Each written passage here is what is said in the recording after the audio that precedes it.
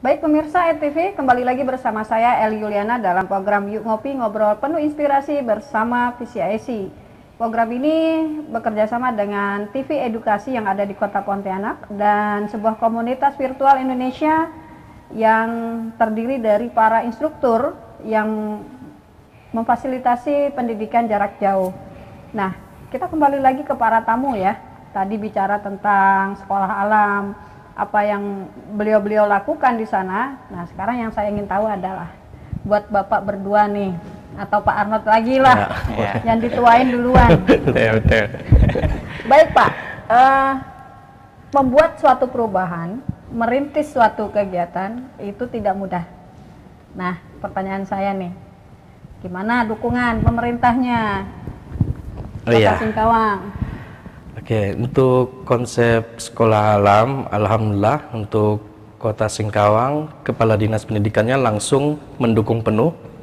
Karena itu tadi, tujuannya ingin menciptakan sekolah yang menyenangkan bagi peserta didik. Nah, berdasarkan dari tujuan itu, Kepala Dinas sangat mendukung program sekolah alam. Karena program sekolah alam itu ingin menciptakan pembelajaran dan pendidikan yang seutuhnya. Jadi di situ ada pendidikan karakternya, di situ ada pendidikan keterampilan, di situ juga ada pendidikan pengetahuannya, dengan dikemas dengan cara yang sangat menyenangkan. Jadi alhamdulillah untuk sekarang Kepala Dinas Bapak MSI sangat mendukung program Sekolah Alam Kota Singkawang. Semoga di kedepannya untuk stakeholder yang ada juga mendukung. Itu harapan kami, Bu.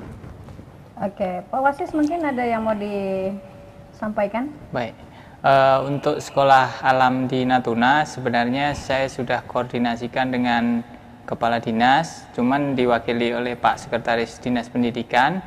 Beliau bilang mendukung dan akan coba untuk merealisasikan, cuman harus ada target lah istilahnya. Bagaimana nanti sekolah alam Natuna itu akan dikemas sebagai pendidikan yang bisa jadikan formal, cuman berbasis di alam, begitu Ibu. Kayaknya di Natuna belum ada ya Pak ya? Saya baru dengar nih dari Pak Wasis nih. Iya, untuk di Natuna memang belum ada namanya sekolah alam Ibu.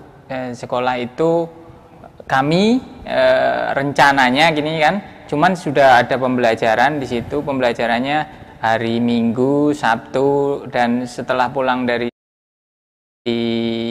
di sekolah formal. Nah, dari situ kami sudah mensosialisasikan dan bahkan sudah juga memberikan pembelajaran. Cuman secara legalnya memang belum diputuskan dari Dinas Pendidikan. Tapi setiap ada pertemuan, ada kondisi bertemu dengan Dinas Pendidikan, saya utarakan itu bahwa nanti semoga Dinas Pendidikan ada dukungan untuk pengembangan sekolah alam di Natuna yang lebih semoga terrealisasi ya Pak ya. Seperti Pak Arnold nih, siapa tahu nanti Kota Pontianak akan ngikut sekolah alam, ada sekolah budaya nanti. Oke, baik pemirsa, ketika kita bicara pendidikan karakter ya, ini bukan suatu barang yang baru bagi kita sebenarnya, karena dari dulu juga dari kita sekolah dulu pendidikan karakter sudah diajarkan oleh guru-guru kita ya Pak, cuman belum terrealisasi dalam sebuah kurikulum. Nah, menurut Bapak berdua nih, kita kembali lagi ke pendidikan karakter. Kelemahan apa sih Pak yang dari pendidikan karakter ini terus dikaitkan dengan sekolah alam dan sekolah yang biasa, yang formal biasa? Gantian. Pak Wasis duluan. Baik. Oke. Untuk pendidikan karakter yang di sekolah formal itu biasanya dilakukan dengan secara pemaksaan, Ibu. Masa dalam arti mereka tidak merdeka untuk belajar. Kemudian karakter yang dibentuk pun hanya sekedar mereka melakukan di sekolah saja dan tidak dilakukan pada saat dia pulang sekolah. Dan kelemahan di pendidikan seperti itu nanti apabila siswa kita atau hasil lulusannya mereka mempunyai karakter yang bagus cukup hanya di sekolah saja, padahal kehidupan kita itu perlu karakter yang memang harus dijaga dari kita lahir sampai kita meninggal dunia. Dan sekolah alam Natuna yang akan semoga realisasikan oleh dinas pendidikan yang didukung dengan dinas pendidikan itu akan membentuk karakter yang memang karakternya itu dari mulai lahir sampai meninggal dunia itu dipakai dan tidak hanya di sekolah saja. Begitu, Ibu. Iya. Ayo Pak Arnold. Ya, untuk pendidikan karakter kita tahu bahwa ada 3 pusat pendidikan di sekolah, pendidikan di keluarga, dan pendidikan di masyarakat. Untuk mengimplementasikan pendidikan karakter itu harus ada kerjasama yang kuat di antara 3 pusat pendidikan tadi. Karena kalau tanpa ada kerjasama yang kuat, akan sulit melakukan pendidikan karakter. Di sekolah sudah ada program pendidikan karakter, namanya pendidikan karakter yang dicetuskan oleh Pak tahun 2016. Sebenarnya tahun 2010 itu udah ada pendidikan karakter dan diperkuat lagi dengan penguatan pendidikan karakter tahun 2016, ada 5 karakter.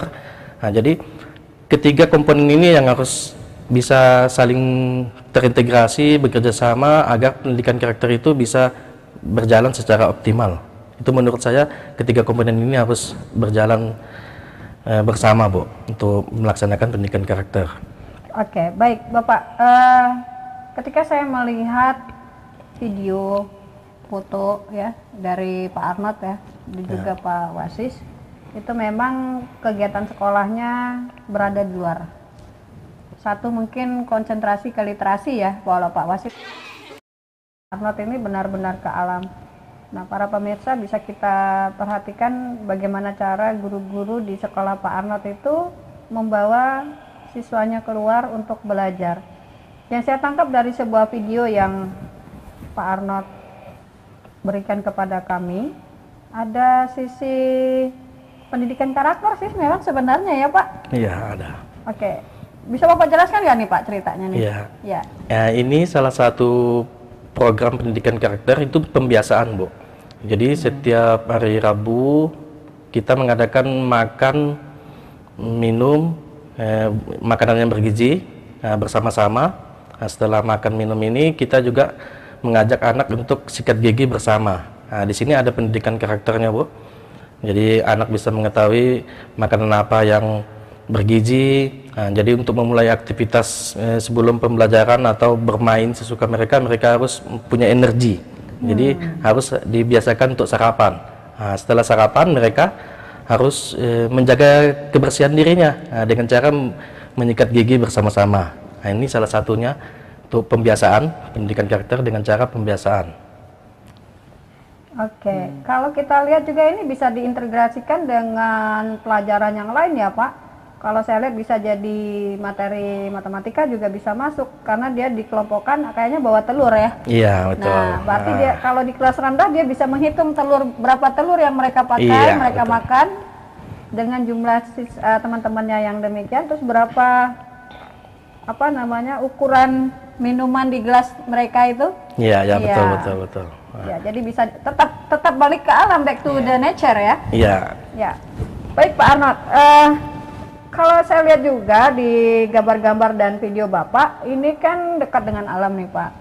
Beberapa hari yang lalu ya, kita mendengar musibah yang menimpa teman-teman kita yang di Sleman. Ya, siswa SD ya kalau nggak salah ya, mengadakan SMP. Ya, mengadakan kegiatan di alam. Nah, menurut Bapak dengan tragedi susur sungai SMP 1 Turi itu ya, nah itu gimana Pak? Nanti Pak Wasis juga. Oke. Apanya yang salah di situ ceritanya? Pertama-tama kami mengucapkan turut berbelasungkawa kepada korban. Semoga